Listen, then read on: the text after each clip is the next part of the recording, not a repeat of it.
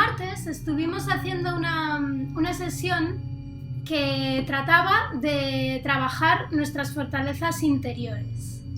Y hicimos una lista, en un papelito hicimos una lista con algunas de estas fortalezas que cada uno descubría en sí mismo, ¿no? Me gustaría que cogierais esa lista, los que estuvisteis el otro día, y los que no estabais el otro día, me gustaría que así en 2 minutos cogierais un papel y un boli, una pluma, y apuntarais 5 herramientas, 5 fortalezas que ustedes tienen en sí mismos y lo saben y son las suyas y nos sirven como para afrontar situaciones a veces complejas o incómodas o así.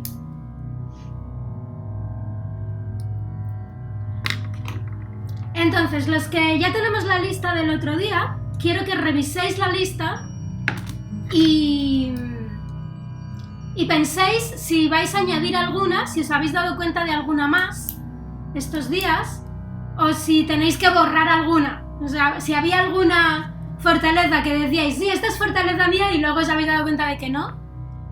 Vamos a revisar esa lista y a añadir alguna o a borrar alguna.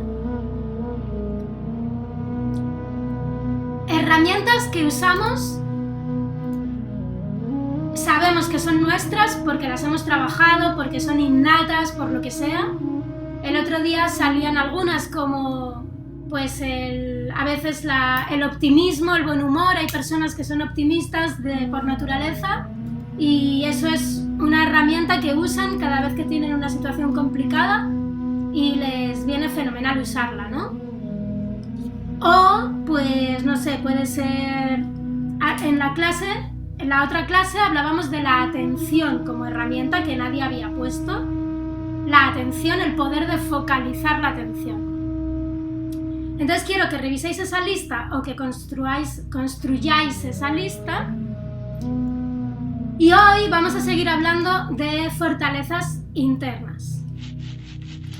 Y la fortaleza que vamos a trabajar hoy es la del diálogo interior.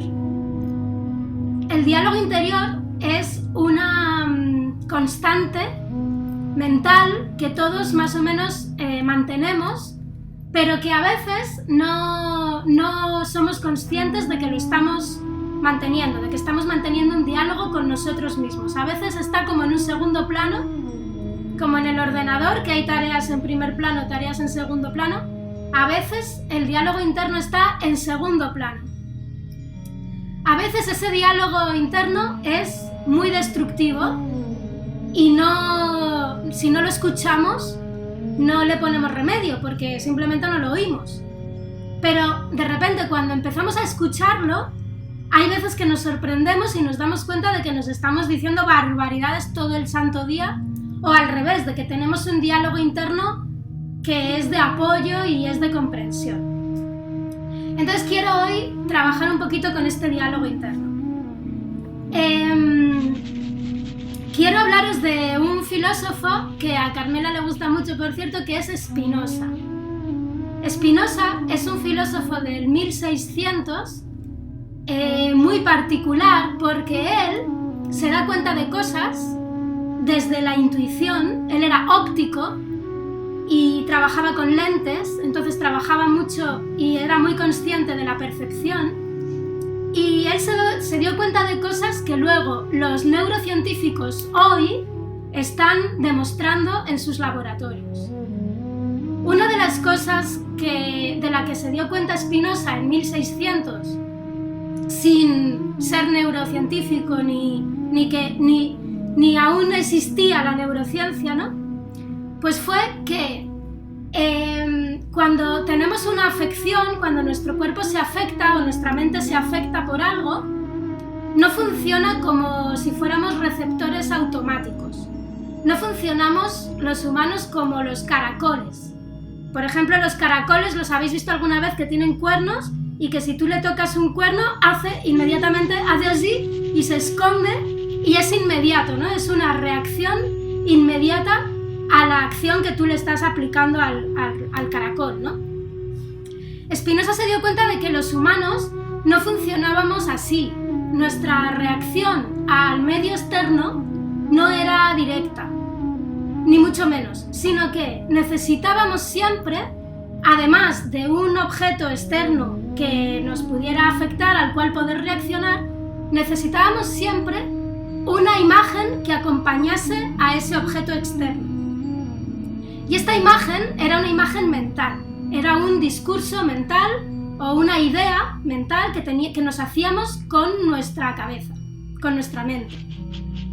En ausencia de esta imagen mental, solamente seríamos afectados de maneras muy, muy, muy directas. Por ejemplo, pues ante una llama, pues nuestro cuerpo se quemaría, pero seríamos afectados a un nivel nada más que físico, no seríamos afectados a nivel emocional.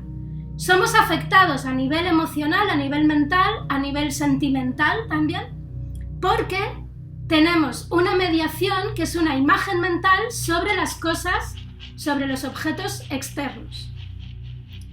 Y esto es algo que los yogis también sabían mucho antes que Spinoza y que luego los neurocientíficos han demostrado en laboratorio. Y han demostrado que, como decía Spinoza, por ejemplo, una de las cosas que él continuaba como explicando era que daba igual si el objeto de la afección era presente, o sea, si por ejemplo teníamos un problema o un objeto que nos iba a afectar directamente delante de los ojos, o si ese objeto nos lo imaginábamos o lo recordábamos o lo proyectábamos en el futuro. La afección mental o la afección en el cerebro, esto es lo que demuestran los neurocientíficos, es la misma. O sea, al cerebro le da igual que haya realmente un peligro externo, por ejemplo, a que yo me imagine ese peligro. Mi cerebro va a actuar exactamente igual. Decimos, hola Robert. Entonces, estamos hablando del diálogo interno y de cómo puede jugar a nuestro favor o a nuestra contra. Y habíamos empezado a hablar del diálogo interno poniendo este concepto de Spinoza de que es imposible que nos afecten las cosas directamente, sino que tenemos una afección mental o sentimental solo porque los humanos nos hacemos una imagen de aquello que nos afecta. Y los neurocientíficos han estado comprobando durante muchos años ahora, estos últimos años, han estado comprobando científicamente que es verdad que a un cerebro humano le da igual estar ante un peligro presente y real que imaginarse un peligro en el futuro, por ejemplo. Es verdad que cognitivamente nosotros sabemos que no es lo mismo una situación presente que una situación futura o que una situación pasada. Sabemos distinguir entre una situación presente o un recuerdo, pero nuestro cerebro no lo distingue. Y esto es importante, por ejemplo, tiene consecuencias muy interesantes para el aprendizaje, porque se han hecho ya muchos experimentos en los cuales las personas no necesitan ejercitar, por ejemplo, pues no sé, un instrumento musical, no necesitan ejercitar los dedos en un piano, sino que simplemente con imaginarse que ejercitan los dedos en un piano, el cerebro empieza a hacer esas conexiones neuronales que va a necesitar los dedos para tocar el piano. ¿Vale? Esto quiere decir que podríamos vivir en realidades virtuales y seguramente los neurocientíficos están trabajando estas cosas porque en el futuro catastrófico que nos espera seguramente viviremos en realidades virtuales, ¿no? Y a nuestro cerebro le dará igual. Nuestro cerebro, como en Matrix, como en esa película de Matrix, pensará que esa realidad virtual es la realidad y ya está. Bueno, ¿por qué esto tiene que ver con el diálogo interno? Veréis, el otro día, con la sesión que hicimos sobre fortalezas propias, estuvimos trabajando bastante la fuerza físicamente, hicimos bastantes ejercicios.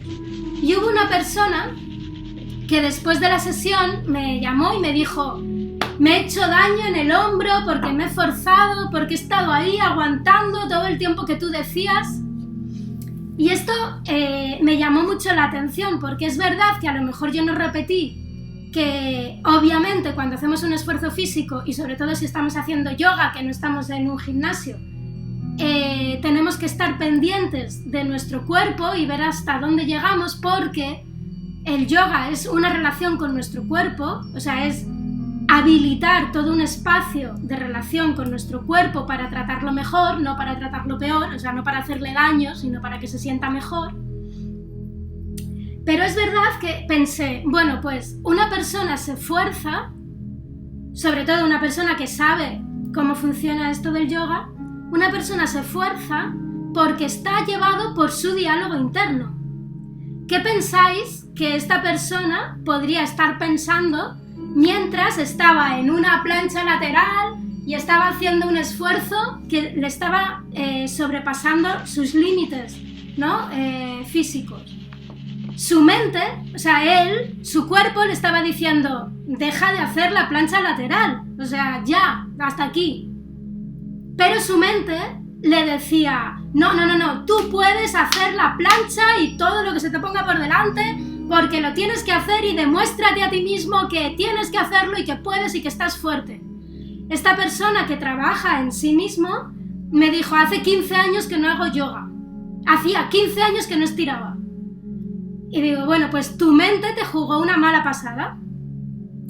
Entonces, el diálogo interno está siempre presente, pero no siempre somos conscientes de que está ahí funcionando.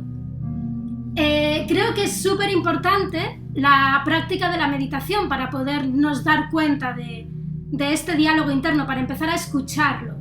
Porque muchas veces, como digo, está agazapado, no nos damos cuenta y nos hace hacer cosas que no nos viene bien. Por ejemplo, forzarnos físicamente mientras estamos practicando yoga, que se trata de relajarnos, ¿no? Entonces me gustaría que empezásemos, sobre todo los que estáis en la plataforma, una práctica consistente de meditación, que os voy a dejar por ahí unas guías y unas cosas para que podamos hacer una práctica consistente de meditación un poco todos los días durante 8 semanas. Porque los neurocientíficos dicen que en 8 semanas se nota mucho ya a nivel neuroplástico, a nivel de formación del cerebro, de morfogénesis del cerebro, de morfología cerebral, se nota la práctica de la meditación, ya solo en 8 semanas. Entonces yo quiero que practiquemos consistentemente la meditación para poder hacer audible ese diálogo interno. Cuando tenemos un diálogo interno de apoyo hacia nosotros mismos, o de no apoyo, cuando tenemos un diálogo interno, que lo tenemos siempre, lo que hacemos es mediar las circunstancias que nos suceden. Nosotros pensamos que reaccionamos directamente a las cosas, pero en realidad mediamos siempre con un discurso, con una imagen mental, con unas ideas. La libertad que nos da, el poder que nos da ser conscientes de esa mediación, de todo eso que media entre lo que me sucede y cómo yo reacciono, es la libertad de la que hablaba Spinoza. Spinoza, todo su trabajo lo hace para ver si podemos ser más libres. Y la conclusión es que no podemos ser mucho más libres y que lo único que podemos hacer es ser conscientes de cuánto estamos encadenados. ¿Y qué nos libera y qué nos encadena? Pues nos encadenan las reacciones porque son reactivas, porque no nos dejan elegir. Las reacciones emocionales, las reacciones sentimentales, lo habéis visto 1000 veces habéis reaccionado vosotros y 1000 veces habéis visto reaccionar a la gente. como locos, ¿no? Que de repente les dicen, oye, pues no me gusta tu vestido, ¿pero qué dices? ¿Estás loco? ¡Te mato! ¿No? ¿Habéis visto 1000 reacciones de ese tipo? O hemos reaccionado 1000 veces de esa manera, ¿no? O al revés, me gusta mucho cómo llevas el pelo, ¡ay, qué bien, te quiero! ¿No? Son reacciones. Esas reacciones están mediadas por nuestro diálogo interno, pero muchas veces no lo sabemos, no nos damos cuenta de que hay una mediación. Entonces decimos, hombre, yo he reaccionado así porque me ha dicho que es que no le gustaba mi vestido. ¿Vale? Justificamos nuestra no acción, nuestra reacción, que no es una acción libre, es una reacción reactiva. Justificamos nuestra reacción a partir de un estímulo externo sin darle ninguna importancia a esa mediación que es mi diálogo interno, que es a lo que en realidad yo estoy reaccionando. Entonces, Spinoza y los neurocientíficos ahora y los psicólogos cognitivos nos dicen, si tú escuchas lo que tú te dices a ti mismo, antes de reaccionar, vas a tener un margen de acción, un margen de libertad un poquito más amplio y no vas a estar directamente sometido al estímulo-respuesta como si fueras un caracol. ¿Vale? Esto es importante, por ejemplo, el neuromarketing nos tiene muchas veces atrapado en este sistema de acción-reacción emocional. Nos ponen un color, nos ponen una música, nos dicen una palabra e inmediatamente nuestros circuitos reaccionan y vamos al supermercado o nos apetece dormir o nos apetece una Coca-Cola, ¿no? Entonces, podernos liberar del circuito acción-reacción pasa por abrir un poquito ese espacio de diálogo conmigo mismo, esa idea mental que muchas veces pasa desapercibida, pero que si yo me pongo y practico, por eso os digo la meditación, es mucho más fácil que yo sea consciente de ese diálogo y de que ante un problema, ante un meteorito que salte, pues yo sea capaz de tener 5 minutos para decidir lo que quiero hacer, ¿vale? Y no reaccionar directamente. Entonces es un poder importante. Es un poder importante que nos da libertad, que nos da posibilidad de acción y posibilidad de elegir una cosa u otra. Y dicho esto, pues vamos a empezar nuestra práctica. Mirar vuestra hojita de fortalezas y mirar a ver si queréis ahora incluir o no alguna que vayamos a trabajar. Podemos hacernos una hojita de fortalezas que yo quiero trabajar en las próximas 8 semanas. Entonces, en esa hojita nos podemos escribir 2 o 3 fortalezas que vamos a trabajar las próximas 8 semanas. Aparte de las que ya sabemos que son nuestras. Y una vez que tenemos eso escrito, 2 o 3 o una fortaleza que queramos trabajar durante las siguientes 8 semanas.